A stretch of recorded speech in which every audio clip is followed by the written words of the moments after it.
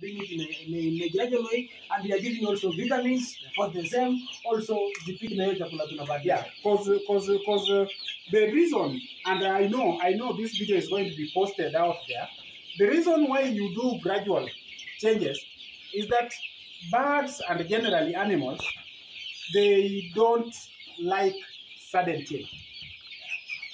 They like what we call routine. Routine change. They like being in a routine, being treated in a routine way. Yeah? Such that if you are like now, we have feed and water throughout, if suddenly you decide to maybe change the timing of the feeding and things like that, you find it will affect the growth rate. If it were layers, it will affect the laying rates. Production. So it means like if we are going to go to growers at 6 weeks, then around now we should be starting to introduce that growers. Yeah, we are doing gradual change from we are mixing chick mash, chick mash and growers at 6 weeks. Yes. We mix for the next 2 weeks. Oh, so it is. So at 6 weeks, at 6 weeks we are doing half chick mash, half nini. So what I was trying to say. And then at 2 months now, full growers. Yes. What I'm trying to say is you can even start now at 4 weeks, do quarter. Then at 6 weeks, do half. Yeah. Then at 5 weeks, do 3/4. And then at 6 weeks, full growers. Or if you want to do it between 6 and 8, then at 4 weeks now, or going to 5, you do a quarter growers. Then at 5 weeks, you do half growers. At 6 weeks, you are doing 3/4, like that. That is just an example. Yeah. So that they are getting into the other feed, but they are not feeling like they are doing. Farmers, I know some of you have seen that when you introduce a new feed to the birds, sometimes even just bran, then you have some deaths. It may not be due to a disease, it may be due to just that change. For example, some of the feed is rather rough, but some of the feed is very fine. And when you have very fine feed, what happens is it goes and it compacts inside the bird. The texture of this is very good. The texture of the feed that we have here is very good, but you will find some other feed that is very, very, very fine. So when it gets into the intestines, it compacts. And because it cannot come out, you end up with a dead bird. And that is why we are talking about gradual change in feeding. Yeah? And of course, he talked about something very important, use of vitamins. And I want also to tell you about use of antihelminthics. Even laxatives. No, not really laxatives. Dewormers. Oh, dewormers, You know, there are people who have birds in their farms that have been there for so long and they have never been dewormed. And that's why some of the worms in birds are scary. Yeah. For example, if you go to what we call the Singamus trachea, it is a worm that normally stays at the throat, the gut of the bird. That thing can be as long as a tapeworm. Sometimes when you don't deworm for a long time, you'll even see that worm coming out of the mouth of the bird. And it is a long thing that ladies would be scared of. They would run away from it. So deworming is also a very, very important way of making sure that your birds are healthy, they are feeding well. Because those worms, some of them are big enough to actually occupy the alimentary canal fully, so that the birds have got no feed in the system. Yeah, some of them are very long. Right? Yeah, you find the result with the dead bird now. Yeah, you end up with a dead bird. You end up with a dead bird. So the deworming, Alex, I don't know how often you do your deworming here. We do always after every 3 months. After every 3 months. Yeah, because we are using deep litter mechanism. Yeah, but for the small birds, like what we have here, you may need to do it at 8 weeks. For the first time. Yeah. For the first time, 8 weeks. 8 weeks, yeah. And after that, you can now maintain your 3 months. Normally, that is the recommended breeding for deworming in the larger stock. Yeah. But deworming is one aspect that our farmers should never avoid. And then part of feeding again is the essential amino acids. Yeah? Yes, I know in the feed they'll tell you they have put some of those essential amino acids, but supplementing them still will do no harm to the birds. It will be for the better. And so now amino acids. Yeah.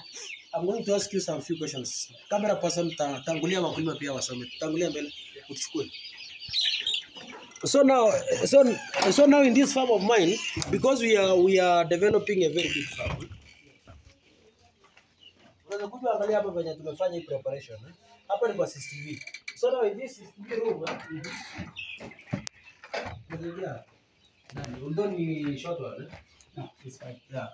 So now this is our CCTV room. Yeah. We don't need our farmers to go to poultry houses. That's true. We don't need farmers to go into our poultry houses. Yeah. We are very digital. We are very digital in a manner that we are organizing ourselves. We will have a very big screen here. We will have a very big screen here. If someone needs maybe capacity building in that premise down there, our parent stock now, where our parent stock will be, because we are ordering soon the parent stock now for this new migori farm. Now, when the parent stock arrives, they don't need that noise as you have advised us.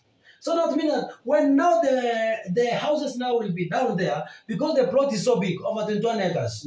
So now it means that when the birds now will be down there, we will be viewing them via the CCTV. Now you'll have your microphone. Like now we could be having microphones. Yeah. So you have your microphone, I have my microphone in that house. Yeah. Now we train farmers through here. Yeah. Also in that boardroom which I've shown you there. If any fathers are there still, they can also take that one. Yeah. Because we are using the VGM, the need for the CCTV. Yeah. The CCTV installation. We will have around 16 cameras in this farm. So now everywhere we go, we will be supervising it. Yeah, again, for biosecurity purposes, just as you have alluded to, not every Tom, Dick, and Harry should get into a poultry house. Actually, you have seen me in the poultry house the other side. The reason is because I have not been to any poultry farm today. That was the question I asked you. I don't have birds at home. I don't have birds in the office. I came from the office and I came to this. And that is why I could go into the poultry house. Yeah. Ideally, at every farm gate, there should be a footbath. And that footbath should be for anything that is getting into the poultry farm. Be it humans, be it vehicles, be it other animals. It means they should dip their feet into that footbath. One thing that I'll advise, if anyone at all has to come into a poultry house, then you should have your own clothing. Our own clothing, yes. our own bathroom. Exactly. In our head office, yes. You will never go into our poultry houses. If you have not taken bath, change our clothing. It's so hectic. And that is what you will do here. Because, by the way, people of Migori, people of Kenya and wherever he has got dealings, this is his home. And I've told him for a long time that this is home and charity begins at home, and that is why he's actually coming here. He's now coming home where his placenta was buried. And we believe this farm is going to be bigger than those other farms that you know out there. Amen. And so these things that we are saying, we are not just saying them for just those farms out there. We are saying them for this farm at home because personally I believe that this is going to be the largest.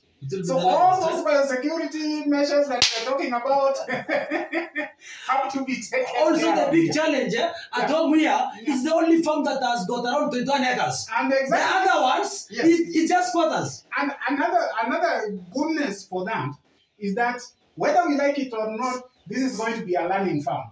Yes. Yeah. It will be a resource center. It will be a resource center. It's why I've told you the social hall. We will do the social hall, we will do the CCTV room and all those other things so that people can learn. But my people, you will be seeing a lot of these things on Viusasa because of the reasons that are already stated. Poultry houses are security zones.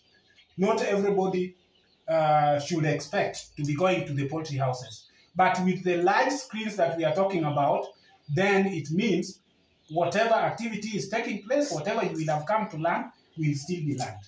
I don't know if you have any... What I can tell you, Daktari, you know you are my mentor. And he mentored me in a bad way, eh? Yes. In a manner that a rough way. In a manner that there is a time you asked me, Eugene, does your farm have my hatchery license? I told you that we are in the process of that. We are preparing for that. Now, since now we have done you from housing, I'm sure the target which I have with this farm, I've got some few. I'll tell the farmers the way forward for this farm when we finish here. I want you to show them the advantages of having maybe a raised house. Like the down floor there, it's very cool. But the upper floor here, it's very, very, very, very hot. Let's go down, Alex. Daktari ambie wakulima advantages of having a double structure. Even wengine hamna pesa, anzia chini mtajenga. Hata sisi Eugene tulianzia chini. Yes. So now, Daktari, this house, eh? Yes. When we enter inside here, you can just enter. Let them see. Yeah. Let them see.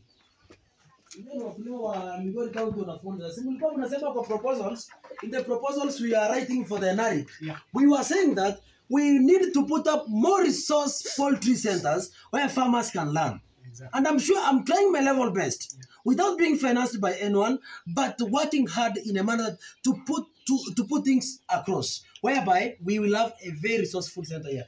Every Saturday maybe, or every Friday will be a poultry farmer seminar. Every week in this farm. That one will be free because Alex akienda kumaliza akuja hapa. Every Friday should be a training center for farmers in Migori County. So now, what are the advantages? So basically, it's very cool. Where we are right now is rather cool because we are actually below the building where we were seeing those young birds. And this is a very conducive environment for the adult birds. Laying birds. And those adult birds in this case will be laying birds because we will have some parent stock here where we will be getting our eggs from. Alex, if you swing the camera around, they'll see the kind of ventilation that we are actually looking for. Yeah. This is basically half wall. Half of that wall is just having chicken wire or mesh wire. And that one is to allow for ventilation. Because as we were discussing with you, Eugene, if you remember, I told you that the body temperature of an adult bird is 41 to 42 degrees centigrade. Such that a human being put inside the body of a bird, if it were large enough, you will feel roasted. It is so warm. So if you are going to have 1,000, 2,000, 3,000, 4,000 birds where they are, then you need to have enough ventilation. Apart from that ventilation, we have this roof here, and this roof is now going to also serve as an insulator kind of to prevent that heat from coming down here. Yeah, because we have mabati roof up there, so the heat does not come to the lower floor. And that is what Eugene was talking about, the advantage of having it in steps. You can have your adult birds down here in a very cool environment, and then you have your young birds that need warmth up there. By the way, Daktari, let me say that in pesa sina. Yes. Because this project will make around 3 million only. But nikipata pesa in future, I'm sure I will do. Do you see the growers people do build? Yeah. Without bricks. I'll do those ones. Around even 4 flats. Yes. Yeah. Whereby farmers, if farmers are coming to learn here, we should get birds in a very conducive environment. Because you have told me that the temperature of chicken is very high. So that means when it's here, it will be very comfortable. Yeah. And the production will be on point. Yeah. Now, questions in this house, which I wanted to ask you. Is there a need for us to have maybe moving fans in this house? There is a disadvantage of having moving fans. Because it will be stirring dust. It will be stirring dust. Yeah. You don't want dust. Your enemy number one in a poultry house is dust. You don't want dust anywhere. It's why you remember we talked about coarse feed and fine feed. Let nobody cheat you that the fine feed is better. Of course, it should be a cost to a certain level. Yeah. Others mix it with water. So the reason, in fact, mixing it with water is also just to reduce the dust. But don't make it soggy. Because once you have that feed being soggy, what will happen? It will become a very conducive environment for bacterial growth, then you will have introduced the bacteria, you will have introduced disease into the birds by yourself. So even if you want to make it wet, it's just a light sprinkle so that the feed does not fly. So moving fans, try to avoid them. I wanted to tell something to our farmers. If you look at this house, the lower level has got kind of compact material, yeah? And then the upper level has got the ventilation, as we were calling it. Why do we have it on the lower level and not on the upper level? Why don't we reverse it? I don't know that. Yeah, the reason is just what we have been talking about. Warm air normally rises above the ground. Oh, warm air rises. Huh? Warm air actually rises. And as that warm air rises, cold air should be able to come from low. So the cycle is going downwards and then upwards. So the air that is breathed out by the birds goes to the upper section. That is why it is the upper section that is left open and not the lower section. It is open large enough to allow the air to come in, and then the warmer air as it rises will get out through the upper parts. So please don't reverse your house. I've understood that one very well. Let's go. Let's go. We are finalizing, guys. Eh? We are finalizing. We are going ahead. So now from there, these houses were semi-permanent houses. Yeah. But you can see, Alex, show them the house. Show them the house, Bagoko. Show them. The house is very big. The house is very big. Just show them. Just show them. So now you can see the ventilation about the tire alikuwa naongelea. Yeah. The ventilations are here. You can see them. And then this other roof here. Simona hapo kwa ofisi ya CCTV nimeweka gypsum, eh? All round gypsum. Kwa sababu ya ventilation kidogo. Yani unajua mchana ikiwa ni mbaya. Yeah, it can be hot. With release, it can be very hot. So now you are proposing we make a good wall, eh? Yeah. A good wall of separating the parent stock on the other side, and then also here. Exactly. Yeah. So guys, I can show you where Daktari amesema like the entrance is there, but they have said that the parent stock should be very separate from the access of people. Entrance, yeah. You can come and see because we are doing the expansion here. You can see because we have been learning. On third, when he will be launching, he's down to because in the Alianza, he will never see me.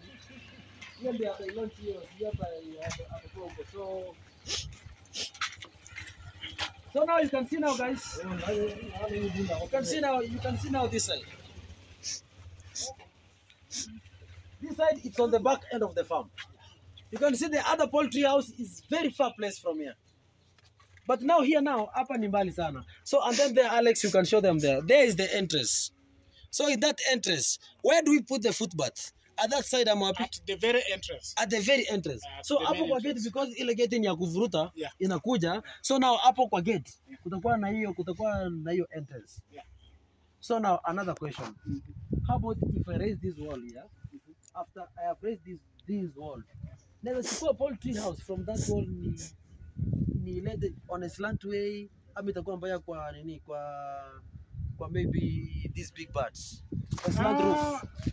Slant roof is not it's not a bad issue, except we normally say, yes, here you have said you are going to use cyclones, but not all our farmers can afford the cyclones. Cyclones are very so expensive. Normally what we say is that you build a chimney roof. A chimney roof is like a double roof, where if those sides are sloping, then we have a small roof above these roofs that you have here. For those who have been able to visit Lichota Showground, there is a livestock house that was built there. Yeah. Ile sio maridadi tu.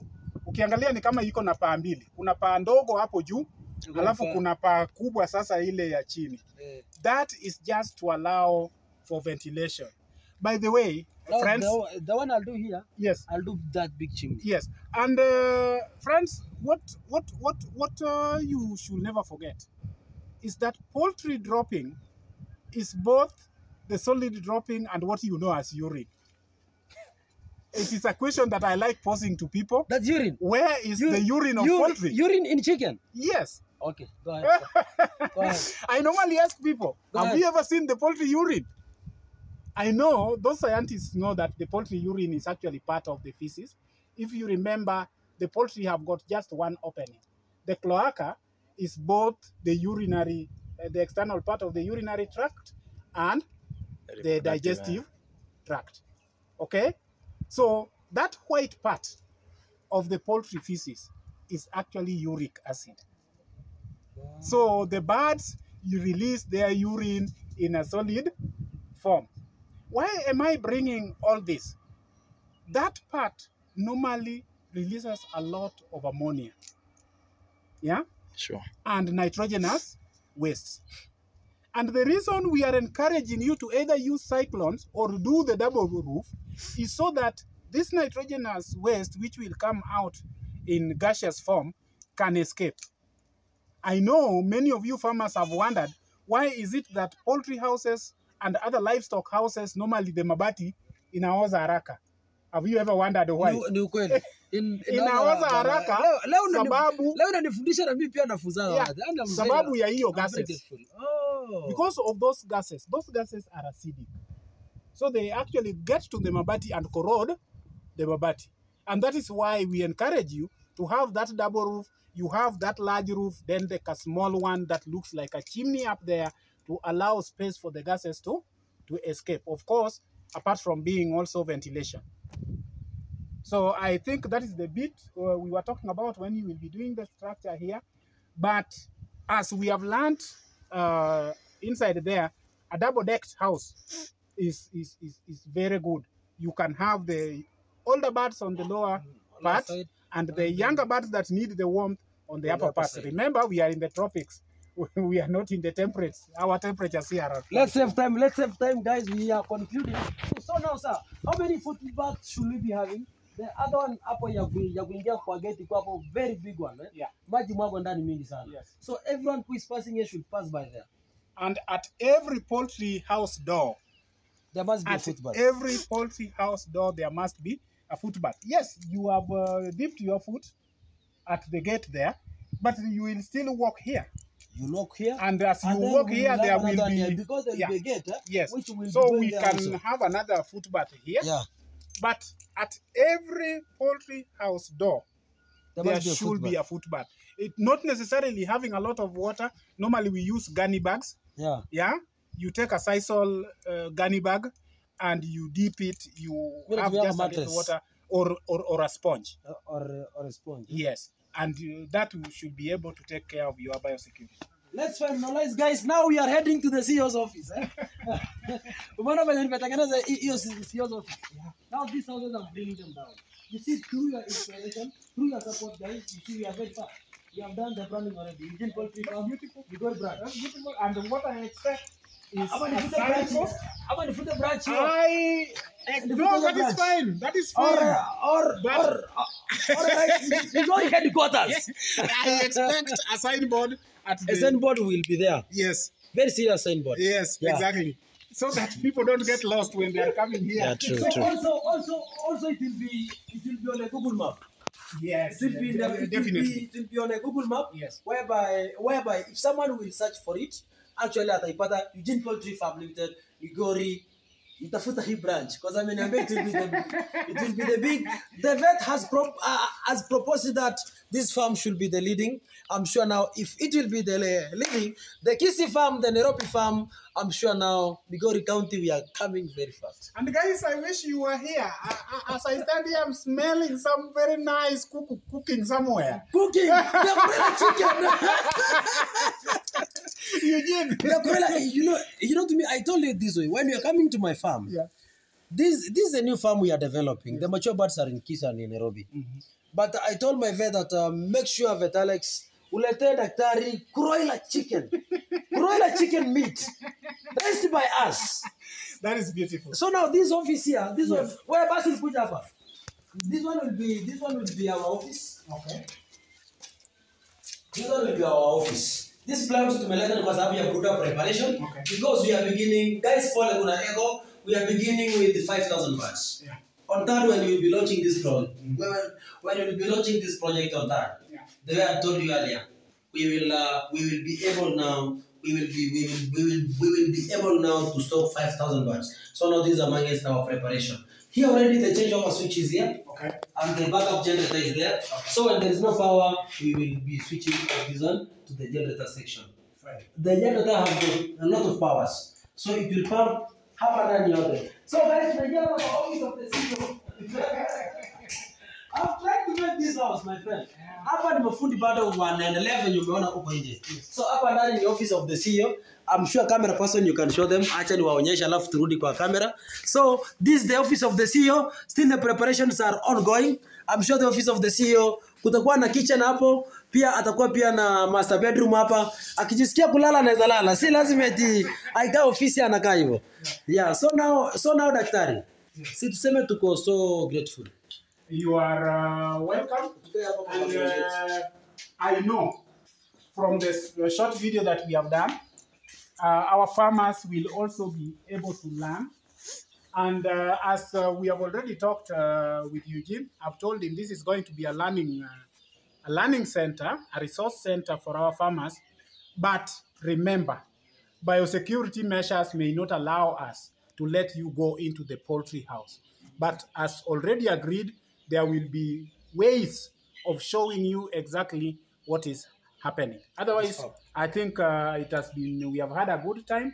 It is a good introduction, and I promise we will have more of this as we continue to teach our farmers, especially as we will now maybe going down to specifics of diseases and other things. That one will be very good. Daktari, tell them your name.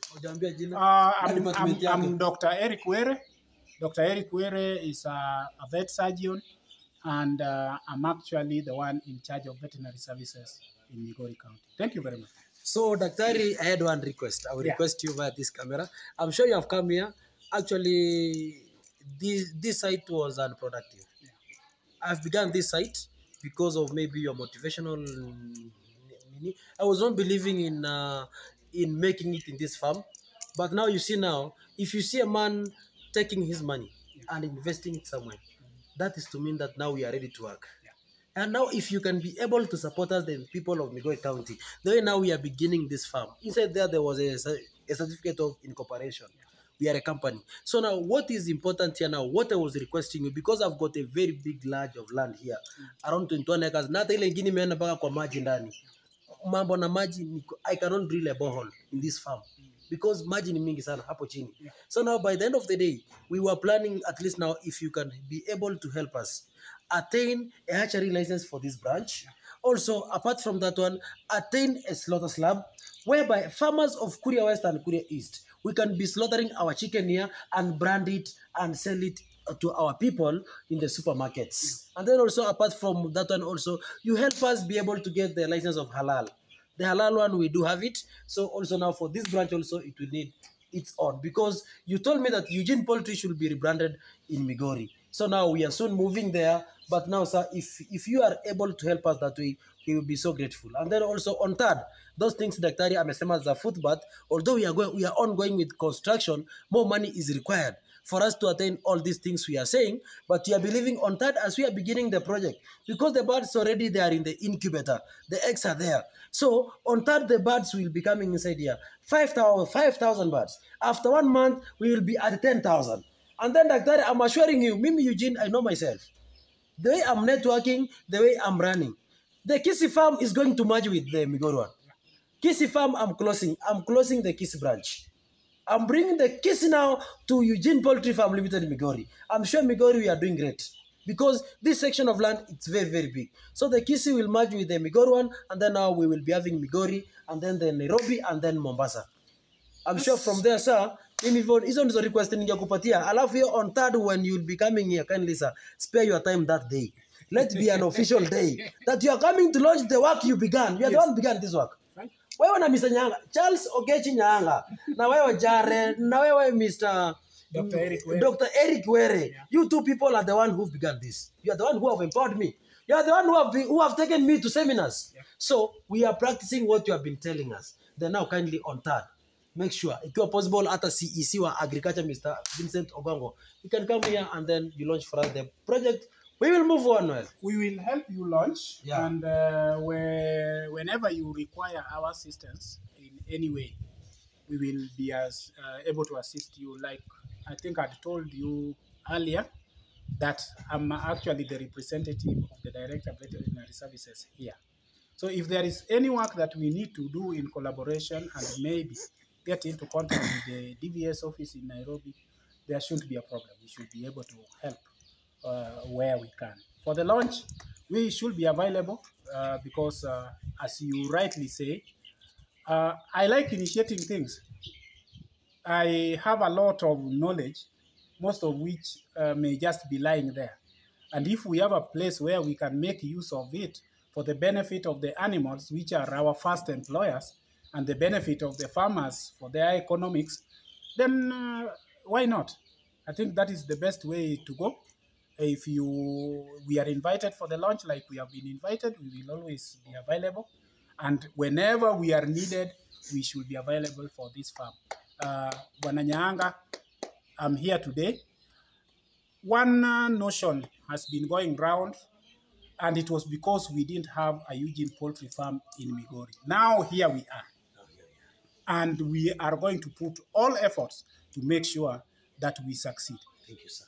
Not just for the sake of Eugene, but for the sake of all our farmers, for the sake of having something to learn from, having something we can call our own. Yeah. In time, Eugene, we will have the slaughterhouse. If that is the way you want to go, I know you wanted us to have somewhere where you just go in to eat chicken. Those ones will come.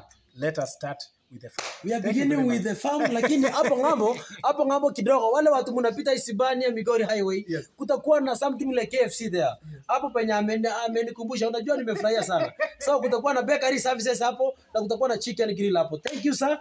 Thanks a lot Alex. Asante.